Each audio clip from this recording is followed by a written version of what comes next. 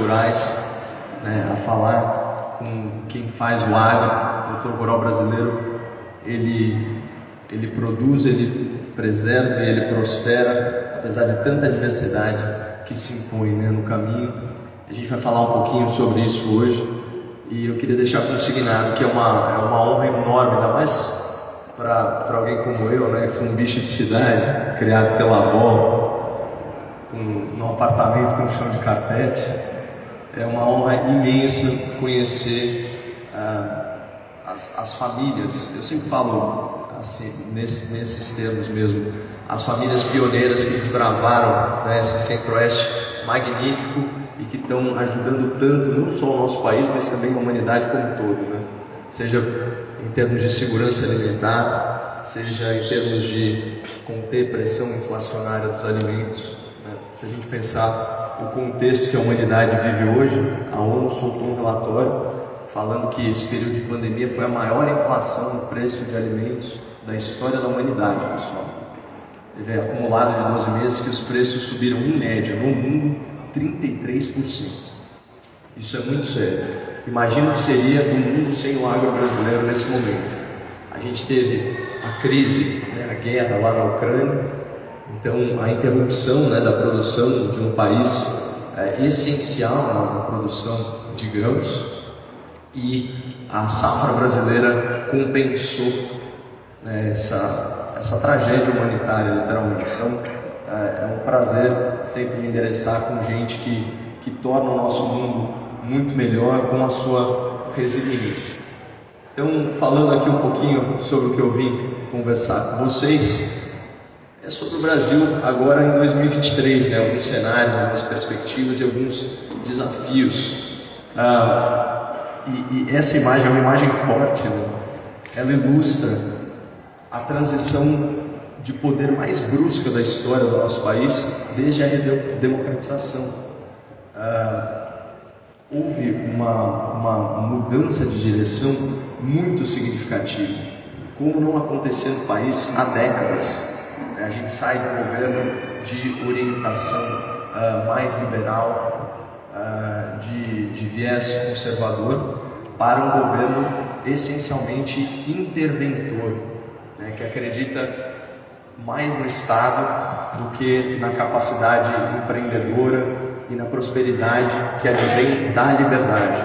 A gente vai falar um pouquinho mais sobre isso, mas enquanto isso eu queria contar qual que é a minha história com o agro, né? E eu tenho certeza que a senadora, que aliás foi muito gentil comigo nas suas palavras, vai lembrar desse episódio aqui, porque foi logo no começo do governo.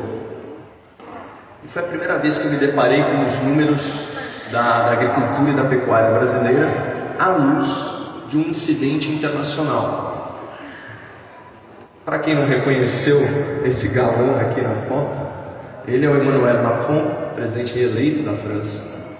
E às vésperas da reunião do G7, né, das 7 maiores potências globais, ele publica um tweet, que obviamente viralizou, falando que a humanidade enfrentava uma crise, que eram as queimadas na Amazônia, e que a Amazônia, por ser, aspas, o pulmão do mundo, deveria ser preservada e deveria ser vigiada como se fosse patrimônio da humanidade e tal. Enfim, era uma fake news deslavada, até porque a foto que ilustrava esse tweet era uma foto de décadas atrás.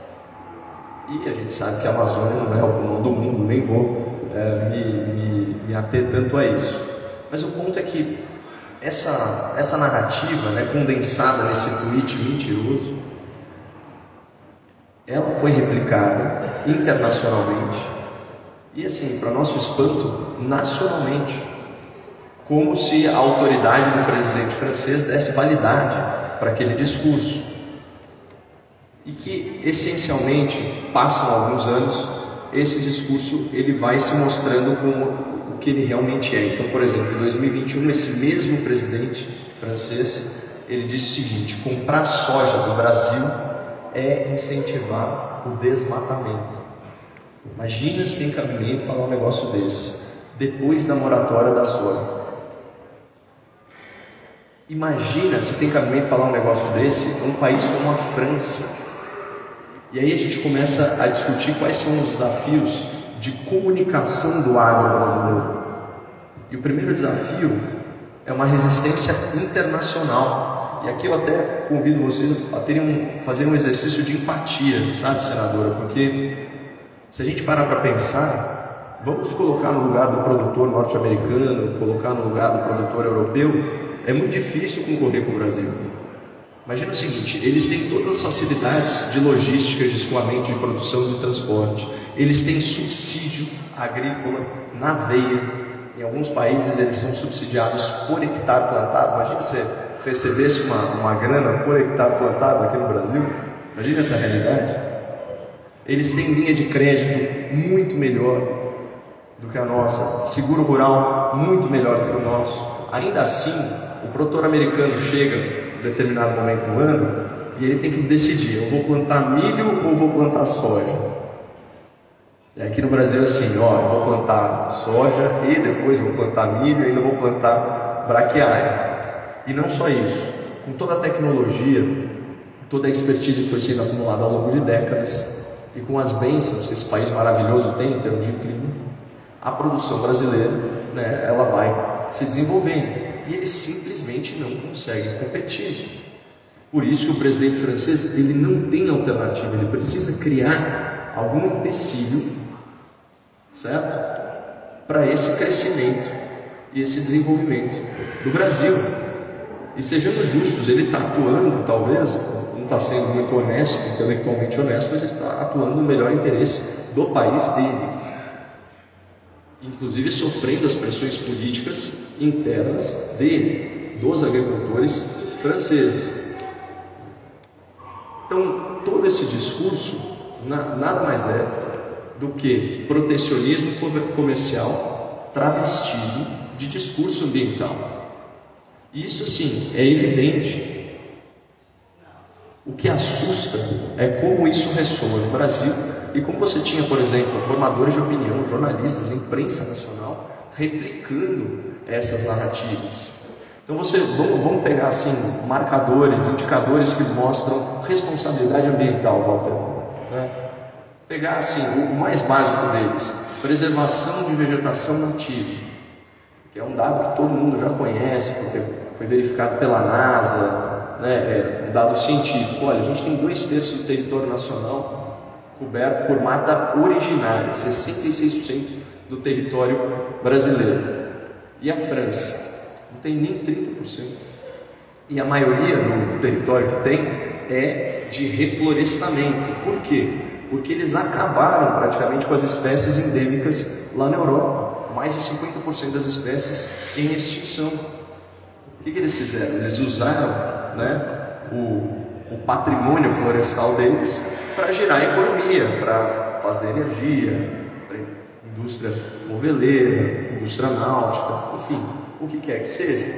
Mas você vê, ele não tem tanta moral assim. E quando a gente fala de agricultura, a gente está falando do produtor rural. Aqui no Brasil, que está na mão da sociedade civil, uma atividade privada. No Brasil, 33% do território nacional brasileiro é de área de vegetação preservada na mão de proprietário. Ou seja, daqueles 2/3 de vegetação preservada, metade está em imóveis rurais, os mais de 6 milhões de imóveis rurais espalhados pelo Brasil. Aí eu pergunto uma coisa para vocês: o produtor rural brasileiro, ele é de alguma forma indenizado pela vegetação que ele protege? A gente não deveria ter um mercado de carbono com uma certa equidade que privilegia, que na verdade vai premiar quem protege a natureza? E vocês sabiam que em média a propriedade rural brasileira tem 49% de área vegetal intocada? Quem no Brasil sabe dessa informação, pessoal? É pouquíssima gente. Agora, a loucura eu vi a senadora falando mais cedo sobre o Código Florestal Brasileiro. É uma legislação que ela peca pelo excesso, pelo rigor em excesso. Acho que todo mundo vai concordar com isso. Mas o ponto é o seguinte, que outro país que respeita a mata ciliar que nem o Brasil, que vai respeitar os mananciais, é só sobrevoar as regiões produtoras.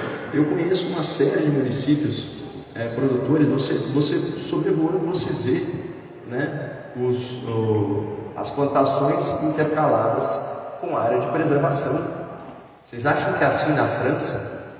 E outra coisa, esse discurso, ele vai só até o primeiro capítulo do livro, porque quando aperta no calo, eles mudam completamente. O que fez a França, antes mesmo da eclosão do conflito na Ucrânia, o que o Emmanuel Macron fez? Ele anunciou 4 novos reatores nucleares.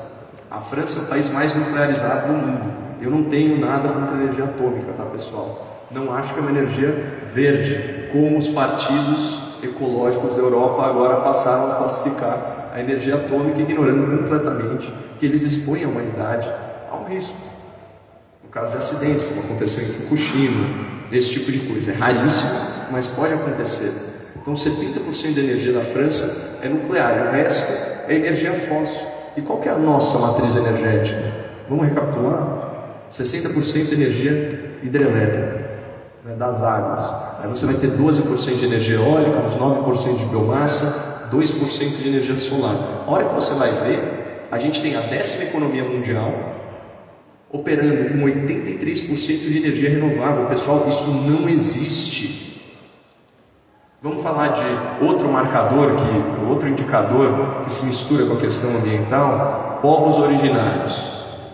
Me falem um país do mundo, uma potência econômica, como é o caso do Brasil, que tenha 13,8% da sua área destinada a terras indígenas. São 600 áreas, umas 1.800 unidades de conservação, umas 600 áreas destinadas a povos originários. Pessoal, é 14% do território nacional do 5º maior país do mundo. Quanto vocês acham que os Estados Unidos destinam para seus povos originários? Nem 2%. Então, na hora que a gente vai ver esses indicadores, bom, só para efeito de comparação, 13,8% do território brasileiro, né, na mão dos povos indígenas. Quanto por cento para a agricultura, pessoal? 8%. Quando a gente pega a área de pecuária, dá 20%. A gente sabe que isso está reduzindo cada vez mais. Isso já inclui as tais pastagens nativas. Então, quando você vai comparar, sabe quanto por cento do território da França é plantado? 66%. Eles não deixam 1 metro quadrado sem plantar. Então, quando a gente vê do ponto de vista internacional, o que acontece? Eles querem as fazendas lá e as florestas aqui. Isso simplesmente é para frear a competição. Tudo que é colocado como cortina de fumaça não passa mesmo de uma fachada retórica. Mas tudo bem, de novo, eu entendo o lado do Macron. Ele está defendendo os interesses dele. O que eu tenho mais dificuldade de entender é o que a gente vai conversar aqui no próximo slide, que é isso aqui. Sei que essa imagem é bem de mau gosto, mas eu faço questão de trazer para as plateias do agro. Por incrível que pareça, essa é uma ilustração premiada, e ela estampava a capa da maior revista de divulgação científica do Brasil, chamada Super Interessante. Alguém já ouviu falar? Bom, é da editora Abril, que era a maior editora, né, de publicações impressas, né, do país. Ela tinha tiragem de 400 mil exemplares. Eu era assinante dessa revista quando eu era mais jovem. E essa imagem, obviamente, ela faz referência a um ícone nacional, né, a Carmen Miranda, com as suas frutas tropicais na cabeça, e a imagem de uma caveira associando a morte. E sabem qual era o título da revista? Dessa revista, especificamente? Brasil, o país do agrotóxico. Então, você imagina, de tudo que poderia ser falado sobre o agro brasileiro, né? Inclusive aquela trajetória até heróica, né, da Embrapa nos anos 70, nos anos 80, de grandes ministros da agricultura que a gente teve, né, das famílias pioneiras que desbravaram. né, do diferencial competitivo nacional, enfim, de tudo que poderia ser falado sobre a agricultura e a pecuária nacionais, do fato de que a gente está reduzindo em dezenas de milhões as áreas de pastagem e aumentando a produtividade dos rebanhos. 30 anos parece que a produtividade aumentou mais de 140%, pessoal. Então, assim, a gente podia estar falando um monte de coisa. Não, eles estão falando que o Brasil é o país do agrotóxico.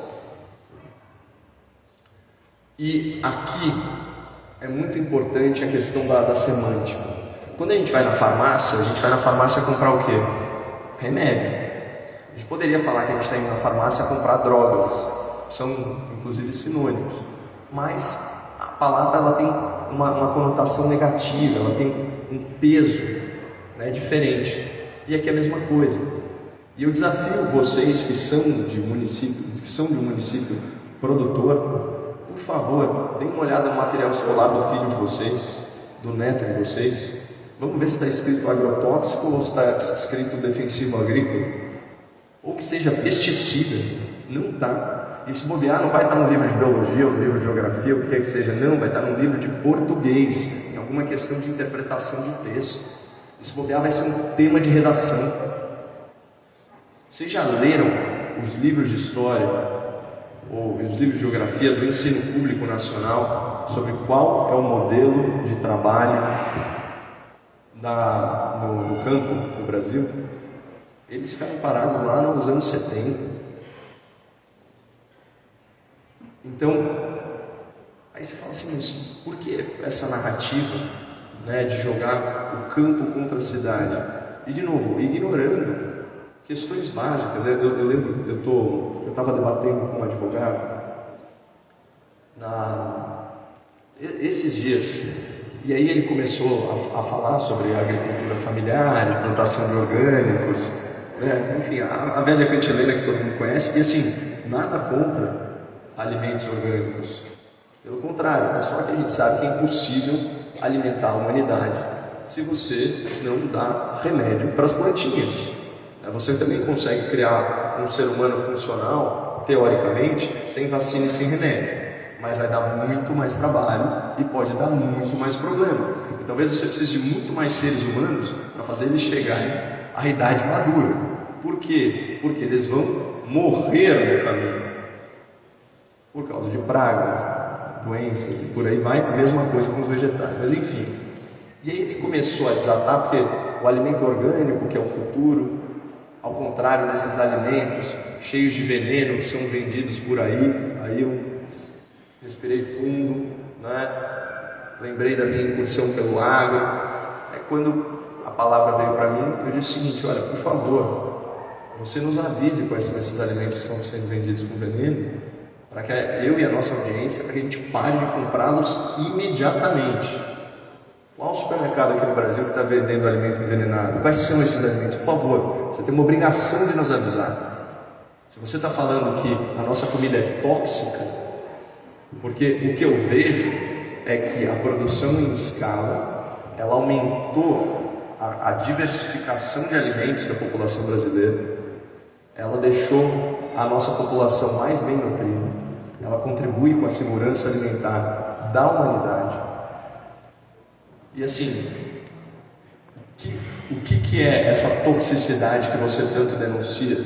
Porque se tem alimento envenenado, avisa a gente agora em rede nacional. Olha que oportunidade incrível você tem. Me fala que eu paro de comprar agora. Eu não quero comer banana envenenada.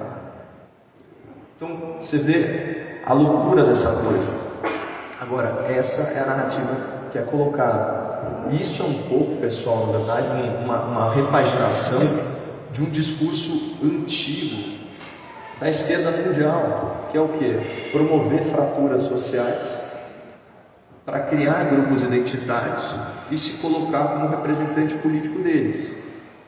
Então, o que era antes? Qual era o modelo clássico? Você tinha o capitalista malvadão, o industrial, né, que explorava o trabalhador, a sua mais-valia, o proletário. E essa visão tão limitada, né, de mundo, assim, essa filosofia de vida tão pobre, né, de Karl Marx, de enxergar as relações humanas sempre como relações de opressão, e sempre baseadas em interesse econômico. É uma coisa assim, é uma visão muito estreita do que é o homem. Mas enfim, essa era a visão dele. Ele teorizava, inclusive, que quando o povo se armasse, ele ia se insurgir contra esse sistema econômico. E não foi o que aconteceu. Veio a Primeira Guerra Mundial e pela primeira vez você teve milhões do povo armados. E eles não se insurgiram contra o livre mercado, e contra as trocas, e contra a economia. Não, eles foram lutar pelo que realmente interessava, que era o quê? A sua família, a sua cultura, a sua tradição, a sua história. Cada um dos povos, equivocados ou não, estavam morrendo aos milhões nas linhas de frente. E aí você fala assim, pô, essa deveria ser a falência, né, do modelo marxista, porque ficou provado que esse sistema de exploração era uma teorização. Não, mas é só uma questão de transferir. Da mesma forma que você tinha antes o industrial contra o proletário, agora você vai ter o capitalista malvadão do campo disposto a envenenar os alimentos da humanidade para ganhar uns trocados a mais. E ai desse produtor se ele não concordar politicamente com a esquerda. Aí ele é, nas palavras do atual presidente da República, fascista, reacionário, capial e bruto. Não é um cara, aspas, sofisticado como ele. Isso foi falado, pessoal. Então, a gente tem um duplo desafio de comunicação. Um é a comunicação externa, né? É explicar o seguinte, olha, o Brasil há muito tempo não só tem uma legislação ambiental mais rigorosa, como ele protege mais a natureza do que todas as potências globais, e tem a matriz energética mais limpa. O que tem residual, obviamente, isso é muito sério, de desmatamento, de garimpo ilegal, de queimada, ou são fenômenos naturais, ou decorrem de um estado de necessidade. Se você não dá uma viabilidade econômica para uma população, é óbvio que ela vai ser explorada depois por criminosos. E aí você vai ter agricultura de subsistência, você vai ter uma exploração aí indiscriminada. Olha, quando a gente vê, eu sempre dou uma olhada no mapa do Brasil, mas tem o estado do Amazonas e o estado do Pará. É impressionante como a preservação ambiental no estado do Amazonas é maior. Agora, o que foi feito lá? A Zona Franca de Manaus. Então, você tem um interesse nacional em ocupar aquele território, só que você precisa explorá-lo de forma sustentável.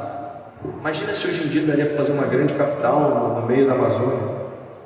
Agora, parece contraintuitivo, mas foi justamente isso que preservou aquele território. Porque se você deixa as pessoas premidas assim por necessidades imediatas, né, que sejam alimentar a própria família, ter uma subsistência, a última preocupação que ele vai ter é a preocupação ambiental. Ele está passando fome, né? Ele está com as suas necessidades básicas não atendidas. Mas eu acho que são dois desafios, então, o internacional e o nacional, de comunicação. E as pessoas elas têm que entender, porque a dor do campo ela irradia para toda a sociedade. Então é falsa essa cisânia de quem quer dividir para conquistar. É falsa, por exemplo, a cisânia, a agricultura familiar e a agricultura de escala. Isso não existe. Está todo mundo no mesmo barco. Os desafios são essencialmente os mesmos. A gente tem que ficar muito atento para quem quer causar essa divisão e quem quer explorar isso politicamente. Enfim, falando agora um pouquinho mais, né, na minha praia, estava comentando aí a área de vocês, que é a agricultura. Eu disse que houve uma mudança de direção muito brusca, né, agora. E para mim, se eu pudesse resumir, eu não ficaria assim com direita, esquerda, ou com conservador, socialista e tal. Eu acho que são duas forças que estão em disputa no debate público hoje em dia. As forças que atuam em prol da pátria e as forças que atuam em prol do Estado. E aqui eu me explico. Eu lembro das primeiras palestras que eu dei em municípios produtores, eu ganhei uma pulseirinha, vou até encontrar essa lembrança. E lá era era uma pulseira verde e amarela, e estava escrito Pátria no campo. E foi isso que me levou a refletir sobre esse tema aqui. Isso foi na minha cabeça. Falou, pulseirinha verde e amarela, Pátria no campo. Assim, poxa, se eu fosse um cara de esquerda num ambiente de intervencionismo estatal, obrigado. Se eu fosse um cara de esquerda num ambiente de intervencionismo estatal, o que estaria escrito aqui? Eu falei, olha, com certeza estaria escrito Estado no campo. E a pulseira seria vermelha com estrelinha branca. Por que isso? Aí eu comecei a detectar, né, os discursos e tal. Vocês já ouviram algum líder da esquerda brasileira falar a palavra pátria? Não. Até retomando, né, geralmente você sempre vai ver a palavra Estado. Por exemplo, frase do nosso atual presidente sobre a Covid-19. Ainda bem que a natureza, contra a vontade da humanidade, criou esse monstro chamado novo coronavírus, para que até os cegos enxerguem que só o Estado é capaz de solucionar determinadas crises. Você vê que é sempre a entronização do Estado. E vamos lá, vamos discutir o que é pátria. Pátria é um conceito mais abstrato. Ela diz respeito a relações afetivas entre as pessoas. A pátria, na verdade, é uma extensão da sua família. Aquele soldado da Primeira Guerra Mundial, ele foi lutar pelo quê? Pela sua pátria, pela sua família, pela sua cultura, pelo seu idioma comum. Por exemplo, arroz e feijão. Isso é coisa de pátria. São esses elos, né, que formam, que dão liga para uma sociedade. É você estar, às vezes, no exterior e você conseguir a 50 metros de distância identificar que um brasileiro é brasileiro. Eu não sei se isso acontece, mas isso acontece muito. Então, a pátria, ela é inconquistável, porque ela é um conceito que meio paira, né, sobre a sociedade, e ela dá liga aí para as coisas. Então, valorização da família, o que é isso? É valorizar o núcleo social. O que é a família? A família é o núcleo social que viabiliza o indivíduo produtivo, o indivíduo saudável, o indivíduo feliz. Então, tudo que é voltado para a pátria está mais ou menos de um lado. Só que você tem também o Estado. Já pararam para pensar o que é o Estado? O Estado é uma ficção jurídica. Ele é uma criação da sociedade para a mediação de conflitos.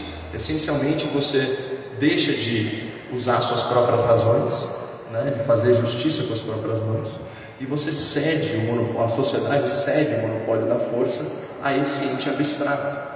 Mas aqui tem uma diferença essencial. O Estado pode ser cooptado. O Estado pode ser conquistado. Você não dá um golpe de pátria, você dá um golpe de Estado. E por meio do Estado, você pode intervir na sociedade. Então, as pessoas que não confiam na sociedade, que não confiam na família, que não confiam no indivíduo, que não confiam na ética de trabalho de um grupo humano, elas sempre vão querer fortalecer o quê? O Estado. Porque por meio do Estado, numa visão elitista, numa visão progressista, você consegue, de cima para baixo, influenciar a sociedade. Claro que geralmente essas pessoas querem fazer parte do Estado. Elas querem intervir. Então assim, olha, a economia não está funcionando como eu quero, então eu vou fazer uma interferência. A sociedade não está avançando moralmente como eu quero, eu vou interferência. E aí a gente começa a ver, por exemplo, uma série de questões que eram para passar sob o crivo legislativo sendo decidido por elites do judiciário, influenciadas por elites da imprensa. E a sociedade, que não teve oportunidade de discutir isso, os seus representantes, ela fica no segundo plano e ela só tem que aceitar essa realidade. E isso vai influenciar tudo. Como a gente vai falar do Brasil desse ano, eu queria passar rapidinho pelo Brasil de antes, porque isso certamente influenciou muito no cenário que a gente está agora, né? Fique em casa, a economia a gente vê depois. Isso não afetou tanto a nossa atividade econômica, até porque de fato ninguém parou de comer, né, na pandemia, e vocês estavam muito ocupados em alimentar o Brasil e o mundo, e eu estava ocupado em comentar isso. Mas aparentemente Nossa atividade é uma atividade essencial. Então, por isso não me pegou tanto. Mas a verdade é que eu faço parte de um estado que teve 23% dessa economia paralisada no auge do lockdown. Eu sou lá de São Paulo. Isso é muito sério, pessoal. É a locomotiva do Brasil, 23% parado. Bom, o que aconteceu na pandemia? Essencialmente, a resposta política a essa crise nova, houve aí uma quarentena física e mental, e as autoridades, não só as brasileiras, as internacionais, grande maioria, aderiram a esse slogan: fique em casa, a economia a gente vê depois. Depois esse slogan mudou, fique em casa, o choro é livre. E aí no finalzinho já virou fique em casa se puder. Ele foi evoluindo. Mas enfim, quando isso daqui aconteceu, fique em casa, a economia a gente vê depois. Obviamente, você teve toda a sociedade penalizada, sem poder trabalhar, o desemprego sobe. Tem um dado do Sebrae que mostrou a extinção de 10 milhões de CNPJs. Assim, coisa muito séria. E enquanto a população estava lá sendo penalizada, o que fizeram a maioria das lideranças políticas, e principalmente aquelas responsáveis por administrar estados, administrar municípios, obviamente eles foram bater a porta do Congresso Nacional. Porque essa história de economia a gente vê depois funcionou só para as famílias, porque os governos não quiseram abrir mão de um centavo de arrecadação. Então eles foram para o governo federal, obrigaram o governo federal a contrair uma dívida multibilionária. Então o déficit de 2020 foi na ordem de 700 bilhões de reais. E uma parte desse dinheiro foi para incentivar, como verbas federais extraordinárias para enfrentamento à pandemia, 65 bilhões, rolamento de dívida. Também, imagina, do dia para a noite no seu negócio, você não precisa pagar nada, nenhum financiamento, nenhuma dívida por um ano. Isso também aconteceu, outros 65 bilhões. Aí você tinha crédito para pequena e média empresa, pelo Pronamp, mais uns 50 bilhões. O benefício emergencial de manutenção do emprego e da renda para segurar os vínculos trabalhistas, usando o dinheiro do seguro-desemprego, mais uns 50 bilhões. E aí você teve o maior programa de transferência de renda da história do país, que foi o auxílio emergencial, que pegou 10 anos de Bolsa Família e pagou 10 anos de Bolsa Família em coisa de 8 meses. Tanto que 2020 foi o ano em que menos pessoas no Brasil estiveram abaixo da linha da pobreza. Isso é um dado oficial. Bom, aconteceu tudo isso. E aí teve um fenômeno, a resiliência do empreendedor, do trabalhador brasileiro e do nosso mercado interno. Então, quando você pega 2020, você já vê superávit nos estados e nos municípios. Você lembra que a gente falou de quem usa muito o estado, de quem intervém muito na economia? Isso sempre tem uma consequência. No ano seguinte, 2021, foi, como eu disse, lá segundo a ONU, maior inflação de alimentos que teve. Porque toda vez que um ser humano, com a sua capacidade limitadíssima de compreensão, tenta interferir em sistemas muito complexos, e a economia é muito complexa, necessariamente você vai ter um problema depois. Então você teve interrupção de cadeia produtiva, você teve crises de desabastecimento, mudança nas regras de oferta e de demanda. Então quando tudo isso aconteceu, os preços começaram a disparar, principalmente dos itens essenciais. A gente lembra quanto que estava a gasolina, a gente lembra quanto que estavam os alimentos, quanto que estava a proteína animal. Enfim, acontece tudo isso. E o que fazem as nossas lideranças políticas? A maioria delas. Bom, eu tinha o ICMS, que era um imposto que incidia ad valorem, então uma alíquota fixa. Então, conforme os preços iam oscilando para cima, a arrecadação ia aumentando. Então, olha que fenômeno interessante. O país estava endividado, a população estava empobrecendo, mas os estados e os municípios estavam enriquecendo. E dá para falar, é na ordem de 117 bilhões de reais a mais que os estados arrecadaram em 2021 em relação a 2020. Eles tinham muito dinheiro para operar. De novo, outro recorde de superávit primário. Então, enquanto eles falavam para a população fique em casa, a economia a gente vê depois, eles estavam surfando na onda da inflação. Isso não é a coisa ética a fazer. A coisa ética a fazer no momento de crise é você reduzir impostos. E houve políticos que advogaram pela redução de impostos. Precisou chegar no ano eleitoral para o Congresso Nacional se sentir pressionado o suficiente para fazer aquela lei que dava um novo teto de ICMS para itens essenciais, então transportes, combustíveis, comunicações e energia. Obviamente isso já está caindo agora. Mas vocês lembram o que aconteceu com a inflação brasileira? Quando você sai, por exemplo, de 34% de imposto de gasolina lá no Rio de Janeiro e despenca para 17%, foi uma espiral de prosperidade. Então você tinha economia aquecendo, você tinha aumento de consumo e você tinha geração de emprego.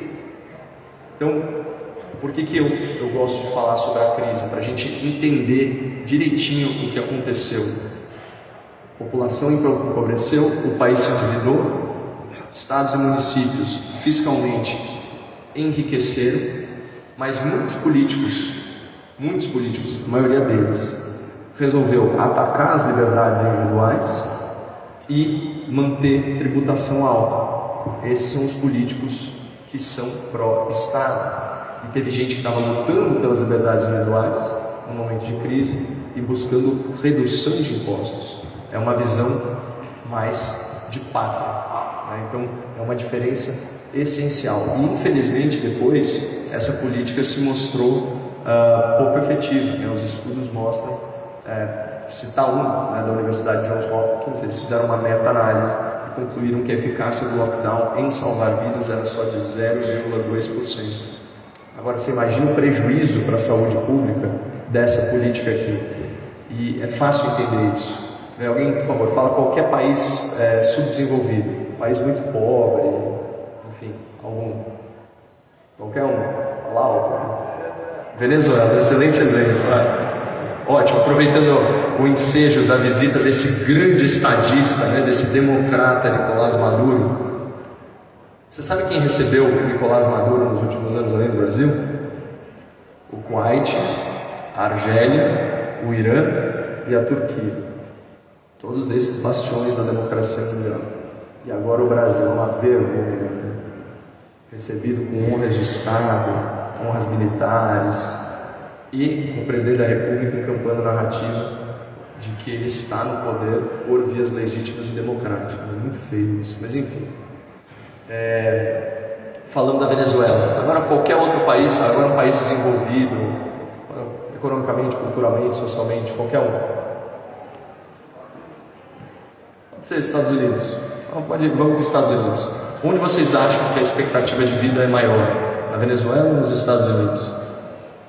Onde será que tem mais mortalidade infantil? Na Venezuela ou nos Estados Unidos? Não é óbvio que você não consegue desassociar o conceito de saúde pública e de mortalidade com o perfil de renda? Então não é óbvio que se você empobrecer uma sociedade, você vai adoecê-la, matá-la.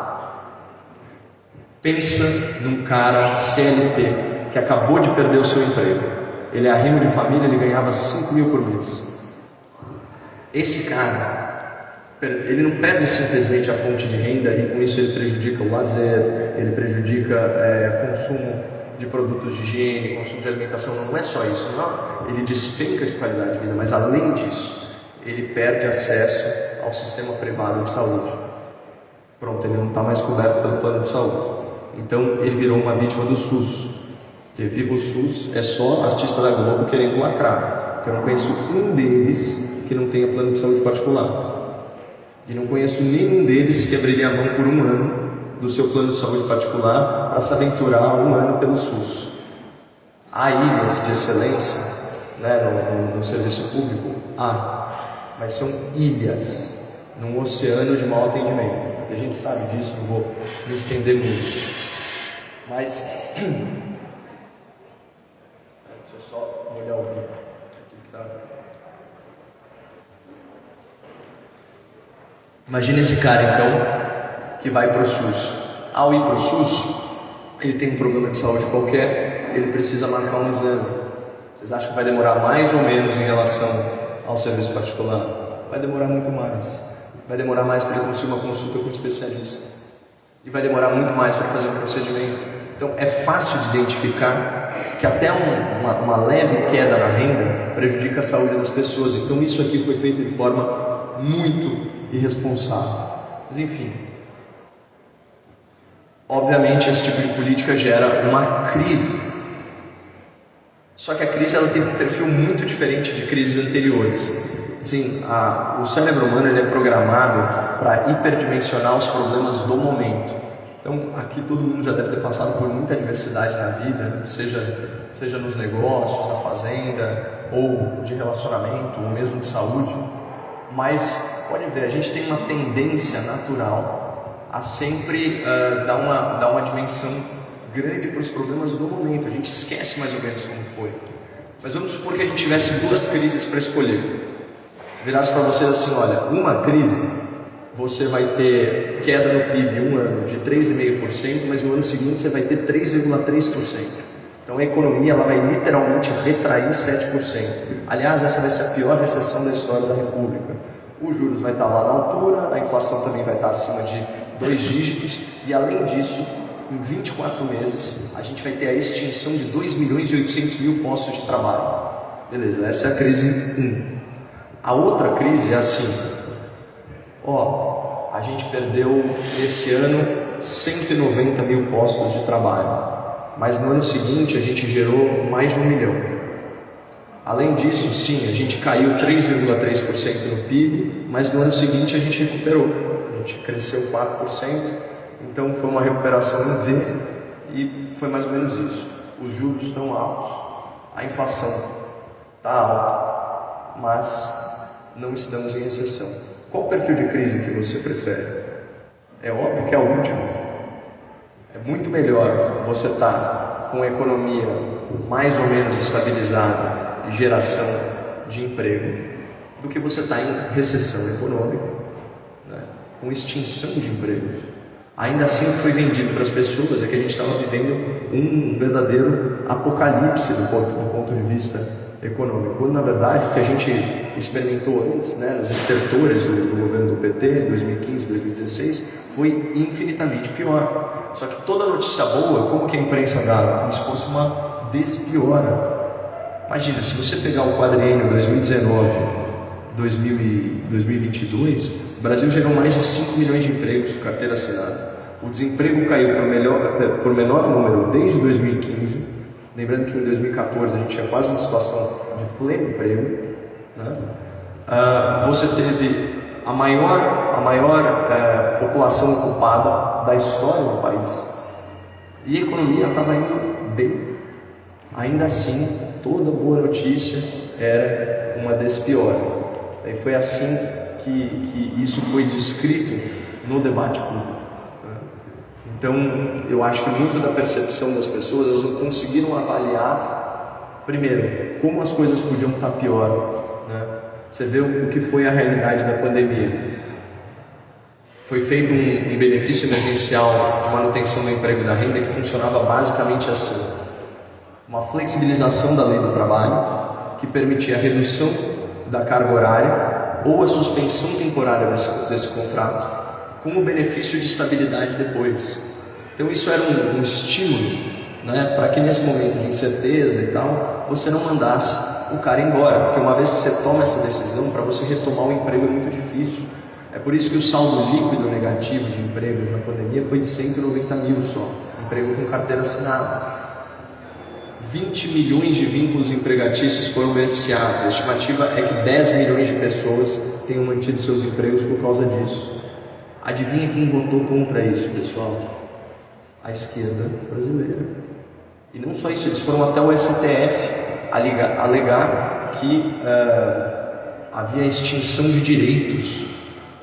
Ou seja, para eles era mais importante manter a rigidez da legislação do trabalho do que salvar o emprego das pessoas.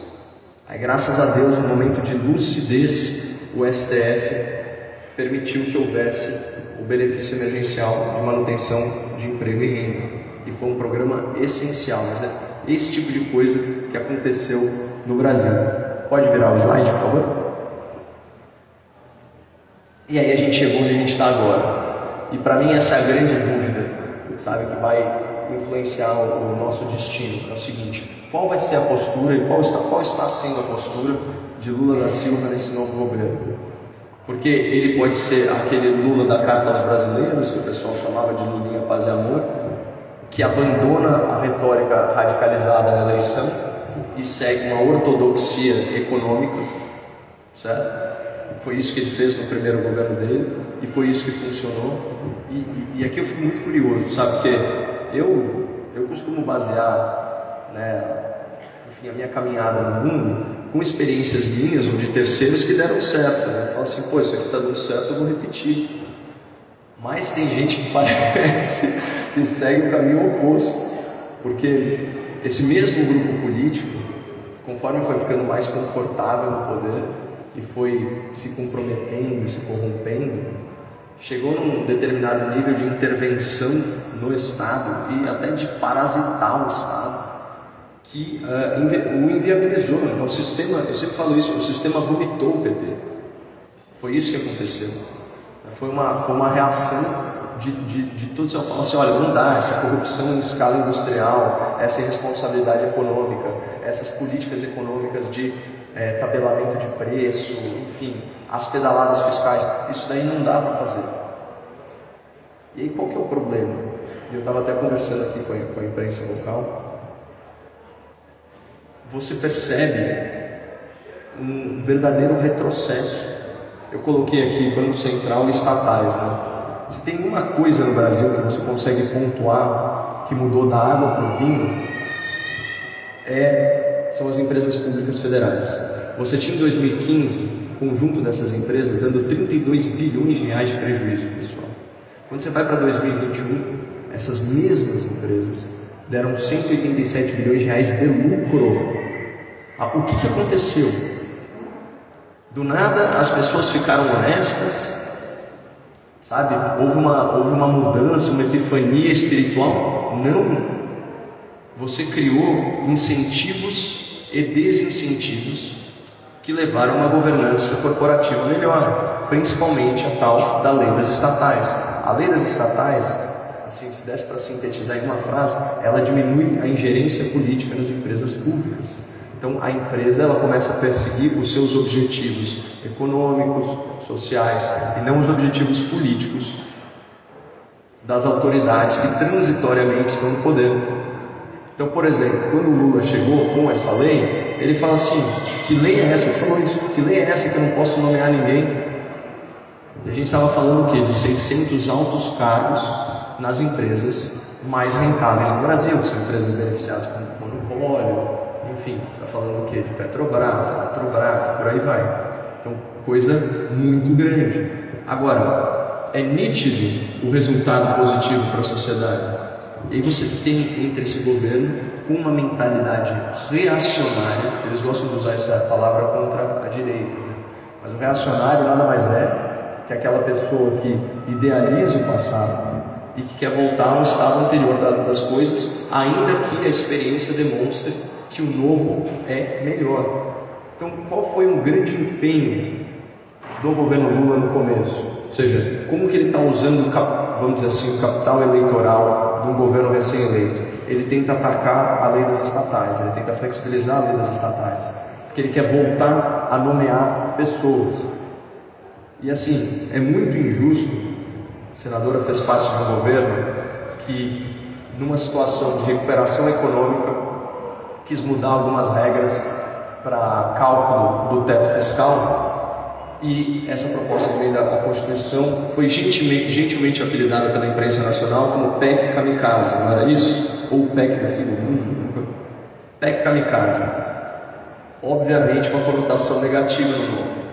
Ela criava um espaço orçamentário de 50 bilhões. O Lula entra no governo com 200 bilhões de reais além do teto. Sabe qual era o nome da PEC? PEC da transição. Olha a diferença de tratamento, né, no debate público. PEC Kamikaze, PEC de transição. Aí você fica pensando assim, pô, 200 bilhões de reais, isso é mais que 10% do orçamento público federal, descontadas as despesas financeiras com juros da dívida. Então você fica imaginando o seguinte, pô, o cara larga um arrego fiscal de 10% e ainda precisa distribuir mais cargos. Ele sai de uma realidade de 24 ministérios, 25, vai para 34, faz o loteamento político do presidencialismo de coalizão, que eles chamam, toma lá da cá, ele retoma isso com força total. E mesmo assim, quando você tem, por exemplo, uma medida provisória, né, que é a MP, a MP da reforma ministerial, ele só consegue votar na véspera, liberando 5 bilhões de verba. Então você vê que assim, é um governo com ideias antigas, é um governo muito, muito desarticulado. O que é Dilma, por exemplo, no agro? É aquele projeto de lei que eu não sei como, senadora, foi subscrito por 22 parlamentares do PT, isso é a legislatura passada, que falava em tributar exportações de itens essenciais. É uma loucura imaginar que 22 parlamentares, sejam eles de esquerda ou de direita, achem que esse é o caminho das coisas. Porque isso foi feito onde? Foi feito na Venezuela, foi feito na Argentina. A Argentina é um país muito, muito peculiar, né? Os preços dos itens essenciais lá são tabelados, então eles são fixos. Ainda assim a inflação é de 100%. E aí você tem o câmbio oficial, o câmbio paralelo, a inflação oficial, a inflação paralela. A inflação lá oficial, mais 100% ao ano. Olha que loucura! Então essas ideias, elas são comprovadamente ruins. E ainda assim você tem, só em nome do agigantamento do Estado e da interferência dessa elite política na vida da sociedade, você tem essas autoridades encampando essas ideias. Pode trocar. Mas, por enquanto eu estou falando só de muita coisa desalentadora. Muita gente pergunta, né, o que eu acho que vai acontecer, ou enfim, se eu ainda tenho esperança e tal, esse tipo de coisa. Esse tipo de imagem é uma imagem que me dá bastante esperança. Vocês conseguem todos ver o que está acontecendo aí? Sim, isso é o 1º de maio de 2022, ou seja, um feriado nacional no Dia do Trabalho, organizado pela CUT, a maior central sindical do Brasil. Vocês sabem quem está no palco nesse momento? A rainha do axé, a rainha do axé é a Ivete, né? Não, a rainha deposta do axé, que é a Daniela Mercury, uma artista muito talentosa, e o maior líder sindical da história do país, Lula da Silva. Ou seja, você junta uma estrela da música, uma estrela do sindicalismo nacional, num evento da maior central sindical, num feriado de graça, provavelmente com bastante mortadela. Ainda assim, você não consegue reunir quase ninguém. Porque o que está acontecendo? Por que tem tão poucos trabalhadores, se é que são trabalhadores, no feriado de 1º de maio? Está acontecendo uma emancipação política no Brasil, um grande despertar. A gente estava falando, né, de carga tributária. No Brasil, 1/3 do PIB é comprometido com impostos. Mas quando a gente vai para a pessoa física, em média, a pessoa trabalha 5 meses no ano só para pagar o Estado. E o Estado entrega serviços muito aquém do desejado e do prometido, inclusive na Carta Constitucional. E o trabalhador, ele começou a perceber isso. Daí também a gente vê essa quantidade gigantesca de microempreendedores individuais. São pessoas que abandonaram a prisão da consolidação das leis do trabalho e estão percebendo a vantagem de ganhar vida como PJ. Eu estava palestrando para um grande grupo atacadista lá em Minas Gerais. Eu falei, vou fazer uma provocação, porque eu tinha ouvido uma história inacreditável do diretor de RH dessa empresa. Olha o que ele me disse. Ele falou, Caio, teve um ano que a gente foi tão bem, a gente cresceu tanto, né? A empresa estava tão próspera que a gente quis pagar um bônus horizontalizado. Eu nem sabia o que era isso. Basicamente é um salário a mais, além do 13º, para cada colaborador da empresa. Isso desde o pessoal de manutenção, limpeza e segurança, até cargos administrativos, até a mais alta gerência. E eles quase não conseguiram fazer isso, porque eles tiveram que fazer dezenas de reuniões com sei lá quantos sindicatos, para os sindicatos, por convenção coletiva de trabalho, autorizarem eles a darem esse benefício, porque isso poderia causar uma exposição jurídica gigantesca e o risco desse valor incorporar na remuneração e isso se tornar um passivo trabalhista que ia comprometer o valor da empresa, inclusive talvez inviabilizando a abertura de capital. Olha a loucura. Então você percebe assim, são as regras engessando e limitando a liberdade da pessoa de tal forma que ela quase não conseguiu ganhar um salário a mais. Bom, aí nesse contexto eu estava conversando com o pessoal e eu estava falando com gente muito bem sucedida já, um salário de 5 dígitos. Eu falei assim, olha, vamos imaginar a situação hipotética de um cara que ganha 10 mil reais. E antes eu até fiz uma provocação, eu perguntei, olha, quem aqui quer ganhar 50% a mais a partir do mês que vem, economizando 30% para a sua empresa? Aí todo mundo levantou a mão. Falei, olha, eu tenho uma receita para fazer isso. É só vocês baterem na porta do RH e saírem da CLT e irem para a PJ. Todo mundo deu risada, o cara do jurídico explicou que isso não era possível, etc. Mas aí eu continuei o raciocínio. Falei, ó, você CLT, você ganha 10 mil reais por mês, é um excepcional salário, já te coloca lá no topo da pirâmide, ganha 10 mil reais por mês, o que acontece? Na largada você já tem INSS, né? Então contribuição previdenciária, imposto de renda pessoa física, já cai para uns 8. Aí, além disso, você tem os impostos sobre o consumo e sobre o serviço, então INSS, ICMS, que a gente já comentou aqui e tal. Então vai comendo. Aí, para você acompanhar o ritmo da empresa, você não pode depender de transporte público. Então você tem um carro, você vai pagar IPVA, obviamente você mora em algum lugar, então você paga IPTU, e começa, e vai. A hora que o cara vai ver, aqueles 8 mil reais, se sobrou 4 mil, é muita coisa. Só que ele tem família, esse cara. Então o que ele vai fazer? Ele quer viabilizar a família dele, ele quer cuidar da saúde da família dele e da educação dos filhos dele. Então ele vai fugir do Estado.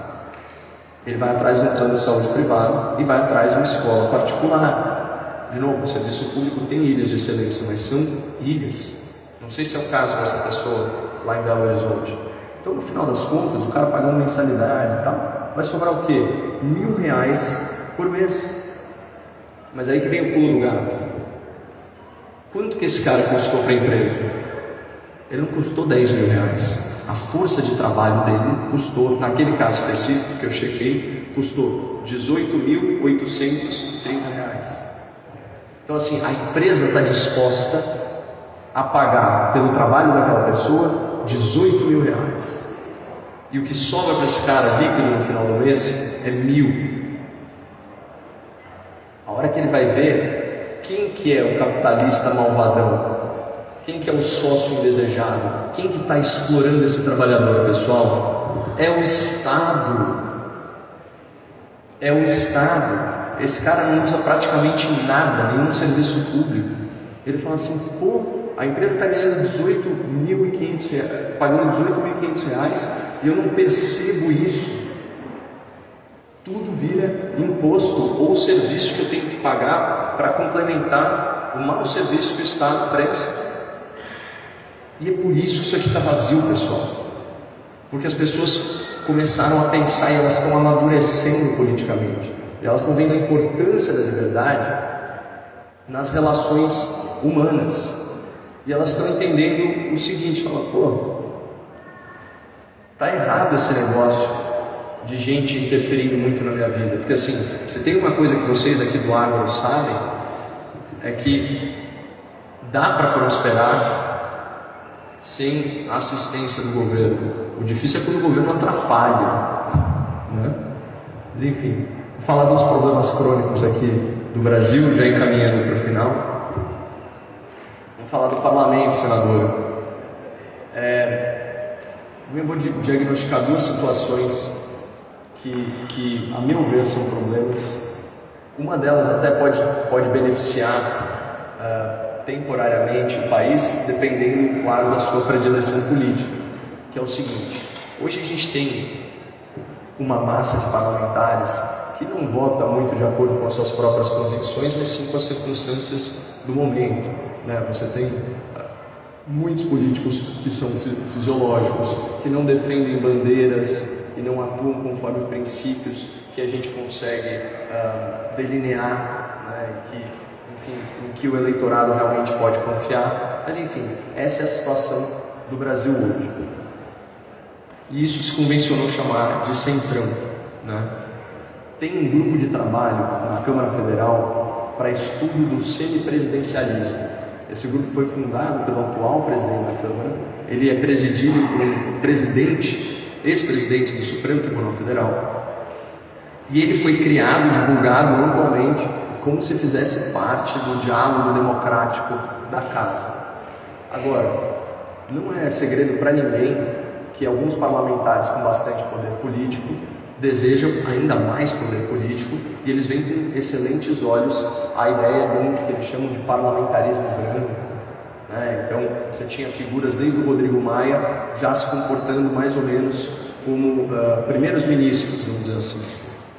Ocorre que o sistema brasileiro é presidencialista, por força constitucional e depois por força de consulta popular, de plebiscito, se não me engano, em 1993. Então, você vê, o sistema ele não tem nem vergonha de mostrar que ele deseja capturar as atribuições do Poder Executivo. E isso se verifica de várias maneiras. Por exemplo, o orçamento público, as despesas elas são todas carimbadas, quase 95% delas. Então, a margem que cada governo tem para investir, né, nos projetos que foram consagrados aí pela urna e tal, pelo resultado das urnas, é muito pequeno. Só que desse saldo, você já vai ter emendas parlamentares individuais, emendas parlamentares de bancada, e você vai ter as tais emendas do relator, ou era chamado de orçamento secreto, agora certamente vai ter algum nome mais tranquilo e menos hostil ao governo. Mas o ponto é o seguinte: você tem hoje, mais ou menos em um ano, 40 bilhões de reais na mão do Congresso Nacional. Só para efeito de comparação, o último orçamento do ministro Tarcísio da infraestrutura foi de 8 bilhões. Então, agora, gente do Executivo tem que negociar diretamente com o Parlamento para conseguir viabilizar investimentos da própria pasta. Então, é uma forma estranha da coisa se processar. E antes também, no sistema presidencialista, como que a coisa funcionava? A maioria dos projetos de lei vinham do governo ou da base do governo, mas diretamente influenciados pelos ministérios. E a taxa de aprovação era maior. Como que está hoje em dia? Cada vez mais projetos do governo, seja ele do governo anterior, seja ele esse governo, são vetados. Isso é estatístico. E cada vez mais projetos saídos do Congresso. E o Congresso, de novo, ele atende aí a interesses muito difusos de toda uma sociedade. Então, de certa forma, o que está acontecendo no Brasil é que o sistema está se fechando. E ele está ficando, a meu ver, mais inacessível para mudanças significativas. Deve ser muito difícil, o senador tem essa experiência, mas deve ser muito difícil governar o Brasil. E falta recurso, apesar de sobrar recurso. O recurso ele fica na máquina. Você tem muita dificuldade de escoar e fazer esse recurso chegar. E a coisa está muito, muito travada. Eu sempre ouço, né? O Lula é um hábil negociador. Eu nunca acreditei nisso. Para mim, você negocia bem quando você está numa posição confortável. É claro, o PIB da China crescendo 14% ao ano, e dinheiro entrando e boom das commodities e tal, é mais fácil negociar. Agora, negocia numa situação dessa, e a gente está vendo a incapacidade de articulação no atual governo. Então, isso é uma coisa para a gente prestar atenção. Claro que, quando está na presidência um grupo político com o qual a gente não coaduna, o Centrão até é um aliado, porque ele vai frear os ímpetos mais radicais do governo. E a gente já viu isso acontecer algumas vezes. Mas vamos pensar um pouquinho mais para frente. E se fosse um projeto de Brasil que a gente acreditasse? Será que dá para governar o Brasil nessa situação, com o orçamento público sendo sequestrado pelo parlamento e com tanta despesa carimbada? Não sei, é complicado. E aí, finalmente, eu acho que deve ter sido o tema principal da palestra da senadora, é a insegurança jurídica. Assim, é muito triste ver uma democracia que padece desse mal, porque a gente está falando de previsibilidade e de estabilidade de leis. Como que eu vou me comportar no mundo, e como que eu vou me comportar no mundo profissional, principalmente, se eu não sei o que é certo e o que é errado? Como que eu vou fazer um investimento de longo prazo se eu não tenho confiança no governo de uma nação, de que ele vai atuar sob o império da lei? Em outras palavras, o que vale no Brasil hoje? A lei ou a interpretação conveniente, casuísta da lei? Alguém aqui tem ações da Eletrobras? É capaz que sim, se você investe em ações ou você tem planos multimercado e tal. Bom, você provavelmente investiu na Eletrobras, se você fez isso no último ano, por causa do projeto de capitalização da Eletrobras, que reduziu a ingerência política, do governo anterior, reduziu a ingerência política nessa grande empresa e diminuiu o poder de voto do governo federal na estatal. Quando isso acontece, o que isso sinaliza para o mercado? Opa, essa empresa agora ela vai atender ao seu objeto social, às suas metas econômicas, a distribuir dividendos para os seus acionistas, esse tipo de coisa. Imagina que a primeira coisa que o ministro de Minas e Energia fez quando tomou posse foi sair atacando essa capitalização e buscando a sua reversão politicamente e juridicamente. Gente, isso é quebra de contrato. Governo que quebra contrato, isso é que nem a nossa realidade econômica aqui, olho no olho. Se você vacila comigo, é uma vez só, você perde credibilidade. Imagina o governo agora retomar o poder de voto e quebrar contrato. Como que alguém vai se comprometer? Como que alguém pode fazer um grande plano de uma ferrovia ou de uma obra dessa, se você achar que a qualquer momento uma tribo de algum povo originário pode alegar a posse de uma terra pela qual passa a linha férrea e que em caráter liminar essa obra vai ser suspensa? Como que você vai fazer um investimento assim? Então, insegurança jurídica é um negócio muito sério. E dentro desse grande campo de insegurança jurídica, a gente tem que ter especial atenção para o ativismo judiciário, que é a ingerência indevida do Poder Judiciário nos outros poderes, especialmente no Poder Legislativo. E aqui a gente pode dar muitos exemplos, mas eu gosto de dar um exemplo que não entra muito em voga no debate público, que é as questões relacionadas ao direito à vida. E, de novo, não quero entrar no mérito da questão, tá? Só na forma como as coisas estão sendo feitas. Imagina assim, a legislação brasileira todo mundo conhece, a Constituição garante a inviolabilidade da vida, né? Todo o nosso arcabouço, seja ele de direito penal ou de direito civil, garante direitos para o nascituro, aquele ser humano em desenvolvimento no ventre que ainda não nasceu. Essa é a nossa orientação. É isso que está na lei posta, certo? Pois bem, 3 ministros do Supremo Tribunal Federal já deram votos numa situação excepcional pela qual eles foram provocados, já deram votos absolutamente genéricos, estabelecendo que, segundo eles, é inconstitucional a proibição do aborto até o 3º mês de gravidez, em qualquer hipótese. A gente vive numa democracia, a gente respeita a opinião das pessoas. Agora, de onde eles tiraram isso? Na lei. Não se trata de guardar a Constituição, de fazer valer a lei posta. Isso é uma reinterpretação que não encontra subsídio nos dispositivos legais. Onde está esse marco de 3 meses? Sabe? Uma quarta ministra já se manifestou fora dos autos nesse mesmo sentido, ela participou de um abaixo-assinado e tal. Aí você fica pensando assim, se essas autoridades, né, elas se veem no direito de literalmente decidir sobre a vida e a morte, imagina nas outras questões, imagina em questões tributárias, imagina em questões processuais, imagina em questões penais. Então, esse talvez seja o maior vício da nossa democracia. E aquilo que é mais assustador é você gravar um vídeo hoje, agora tirando um pouquinho assim para o meu lado, é você gravar um vídeo hoje preocupado porque daqui um ano aquilo que você falou pode ter sido excluído do debate público, né, como se fosse uma ofensa ou um ataque à democracia ou alguma manifestação antidemocrática, e aí existe um precedente do Supremo Tribunal Federal de flagrante perpétuo em vídeo. Sim, porque o vídeo está postado, então supostamente eu cometo o crime toda hora que alguém dá um play. Olha que loucura!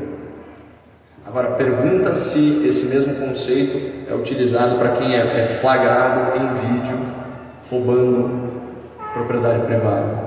Não, né? Então, essa atmosfera de insegurança jurídica, ela é péssima, tanto do ponto de vista econômico, quanto do ponto de vista moral. Você vai empobrecendo o debate público, porque você vai calando vozes, né?